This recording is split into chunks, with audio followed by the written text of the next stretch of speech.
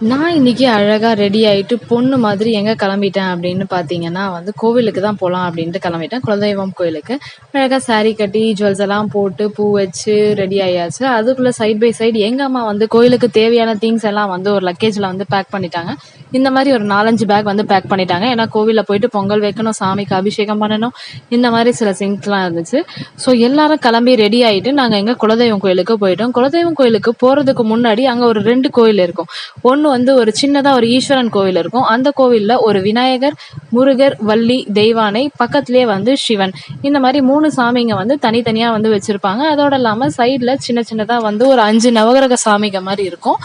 அதுக்கு பக்கத்துலயே ஒரு ரூம் இருக்கும். நாங்க எங்க குலதெய்வம் கோயிலுக்கு போறதுக்கு முன்னாடி இந்த கோயிலுக்கு தான் ஃபர்ஸ்ட் போவோம். எதனால அப்படின்னா விநாயகர் கோயிலுக்கு ஃபர்ஸ்ட் போனோம் அப்படின்னு சொல்லுவாங்க. ஸோ இந்த விநாயகர், முருகர், சிவன் இருக்க இந்த 3 கோயிலுக்கும் இந்த 3 சாமியும் ஒன்னா இருக்க இந்த கோயிலுக்கு ஃபர்ஸ்ட் இங்க சாமி கும்பிட்டு அர்ச்சனைலாம் பண்ணிடுவோம்.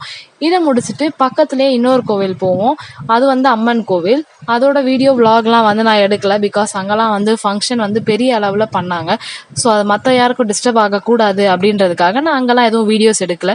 இந்த கோயில் ரொம்பவே பழமையான கோயில் அப்படின்றதுனால இதோட மெயின்டெனன்ஸ்லாம் ப்ராப்பராக இல்லை.